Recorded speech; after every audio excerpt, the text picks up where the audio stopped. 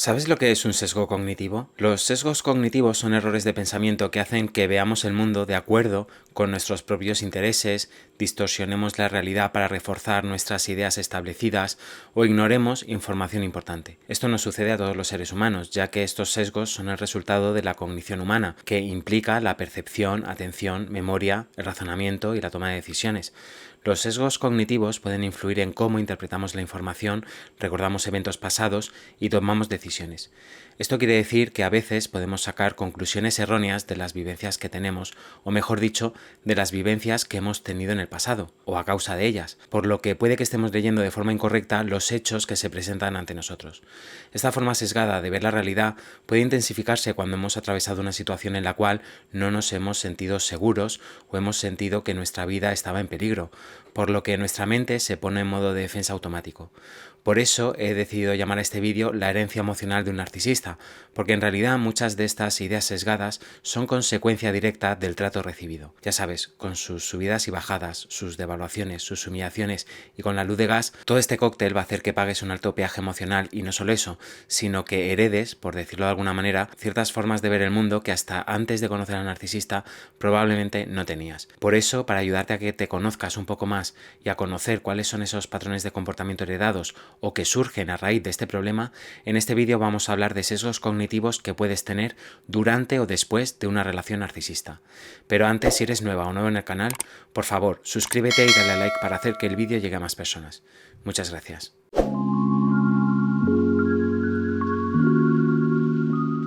En primer lugar, puede aparecer hipervigilancia interpersonal. Es cierto que este rasgo suele aparecer en el síndrome de estrés postraumático complejo, pero también se trata de un sesgo cognitivo, es decir, se recoge e interpreta la información de forma errónea. Esto es debido a que después de un narcisista uno puede desarrollar una sensibilidad excesiva a las señales sociales y también a estar más alerta a posibles amenazas debido a la experiencia previa de manipulación y abuso. Por esto mismo, la víctima en muchas situaciones sociales, sobre todo con personas nuevas que acaban de conocer, pueden estar alerta pensando que esa persona puede comportarse de igual modo que lo hacía el narcisista. La hipervigilancia se siente como si la mente de uno no descansara nunca, ya que está siempre activa por si acaso. Esta hipervigilancia es consecuencia de la hiperactivación de la amígdala que regula, entre otras cosas, las vivencias emocionales. Esto tiene como objetivo conseguir la supervivencia del individuo. Por eso, después de una experiencia traumática, esta parte del cerebro está más activa que nunca. La hipervigilancia da lugar a otro proceso mental que es normal después de una situación así, y es la desconfianza. Y es que es normal desarrollar una desconfianza generalizada hacia los demás, especialmente en relaciones íntimas, debido a la traición experimentada con el narcisista. Realmente parece que después de un narcisista uno no se fíe ni de su propia sombra. Las relaciones narcisistas son una estafa emocional tan grande que uno anda con pies de plomo en sus relaciones posteriores. La persona que ha sido víctima de esto tiene serias dificultades en volver a confiar en los demás. Esto es así porque en muchas ocasiones hay traiciones importantes en el abuso narcisista. De hecho, se puede considerar como trauma de traición, porque se encuadra dentro de las relaciones interpersonales. Esta desconfianza se traducirá en problemas de confianza de toda índole. Problemas de confianza en uno mismo, problemas de confianza en el vecino, problemas de confianza en tus amistades y así hasta un largo etcétera. Un sesgo totalmente distinto que la víctima puede desarrollar es el de la autocrítica excesiva. A veces la persona internaliza la crítica constante del narcisista y desarrolla una autocrítica excesiva, incluso en ausencia de críticas externas.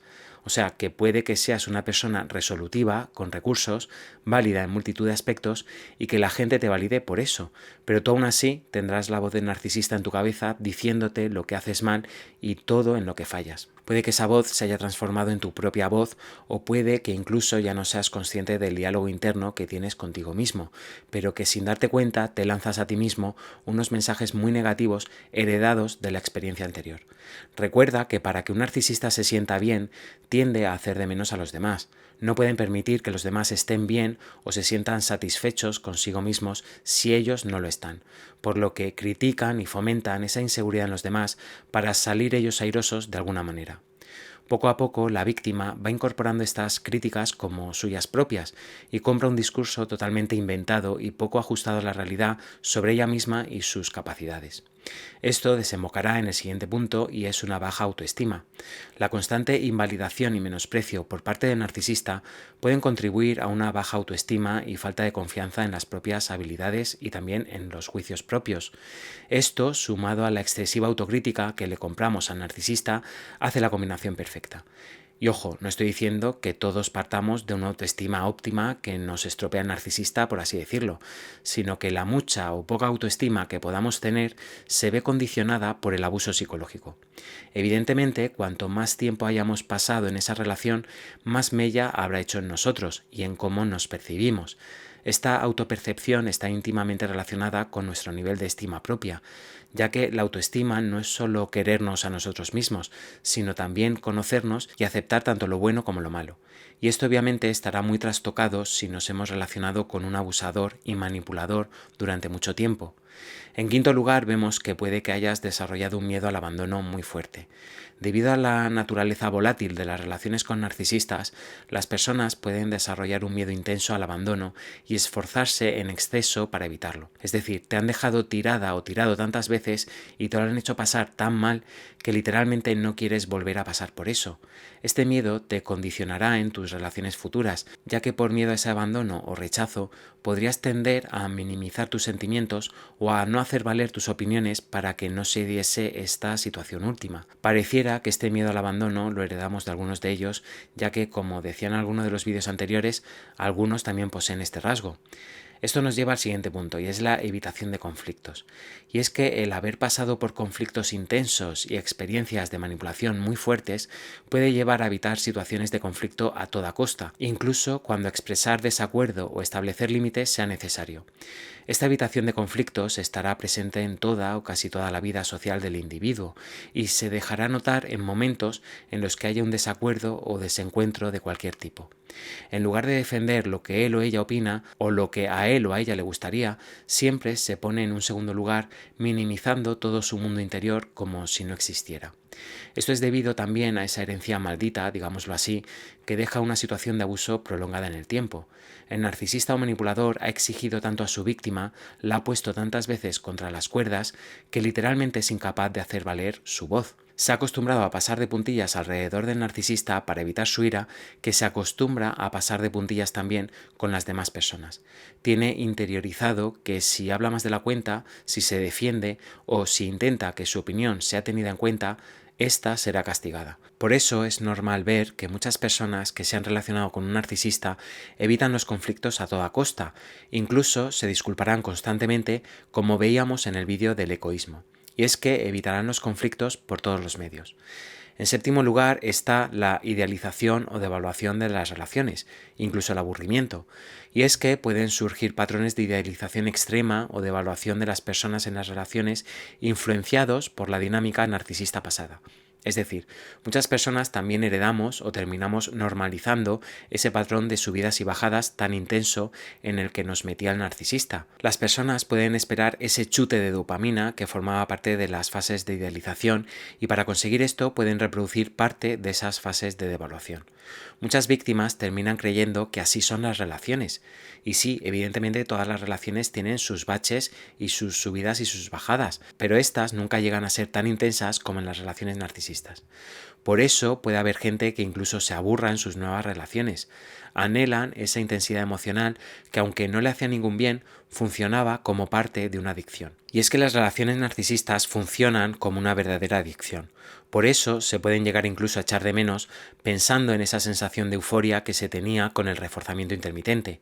Tienes que tener en cuenta que esto no es nada beneficioso, porque aunque creas que el amor verdadero es esa euforia, te olvidas de toda la parte de devaluación, donde el respeto y la consideración brillaban por su ausencia. En octavo lugar vemos una clara dificultad para establecer límites, y es que puede resultar bastante difícil establecer límites claros y mantenerlos, ya que las experiencias pasadas pueden hacer que la persona se sienta culpable o ansiosa al hacerlo. Esto está relacionado con el punto de evitar conflictos a toda costa.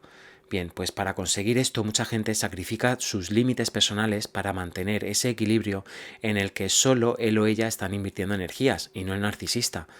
Hemos hablado mucho de este aspecto a la hora de relacionarse con un narcisista, y es que verdaderamente otro gallo cantaría si fuésemos capaces de establecer límites personales. Pero ¿qué pasa con un narcisista? Bien, pues que te acusarán de ser egoísta, de solo pensar en ti, te castigarán y te manipularán de mil y una maneras para hacerte creer que eso de establecer límites es de gente egoísta, desconsiderada o incluso narcisista. Esta manipulación consigue que la víctima se sienta totalmente indefensa a la hora de relacionarse con el narciso, porque si según él es egoísta poner límites o te castiga con la indiferencia o el silencio, probablemente no los pongas. Y tanto durante como después de una relación así, es habitual que la víctima se relacione sin establecer límites con los demás. Está tan acostumbrada a funcionar con ese doble rasero impuesto por el narciso que cualquier límite personal lo considera un agravio hacia la otra persona. En cambio, ella sí que acepta o tolera mejor los límites, o mejor dicho, las exigencias que las demás personas tienen sobre ella. En noveno lugar, puede que la víctima desarrolle cierto grado de hipersensibilidad a la crítica. Y es que esta extrema sensibilidad a la crítica, incluso cuando ésta es constructiva, puede ser resultado de las experiencias con el narcisista, donde las críticas destructivas eran la norma y no la excepción. De alguna manera no sabemos cómo enfrentarnos a las críticas, sean estas del tipo que sean, ya que las que hemos escuchado durante años han sido siempre críticas totalmente destructivas. Esto da lugar a un estado mental en el cual solo esperamos críticas destructivas de los demás, y cuando alguien nos critica de forma constructiva o sin ninguna mala intención, puede que no sepamos identificar eso como tal. Nuestro ego en esa relación ha sido tan maltratado y humillado que por defecto tenemos la creencia de que así son las relaciones, y puede que realmente no esperemos que alguien se aproxime a nosotros sin ánimo de ofender. Es como cuando un animal ha sido maltratado continuamente y gruña a todo el mundo o ataca a todo el mundo. Y bueno, en décimo lugar encontramos dificultad en la toma de decisiones. Esta dificultad en la toma de decisiones está relacionada con lo que se conoce como niebla mental. Esta niebla mental es un estado psicológico en el cual entramos cuando ha habido una manipulación constante. La disonancia cognitiva que produce esa manipulación da lugar a esa niebla y a esa indecisión permanente. Además de esto, muchos narcisistas ejercen un control muy férreo en sus víctimas, el cual puede afectar a la capacidad de tomar decisiones de manera independiente.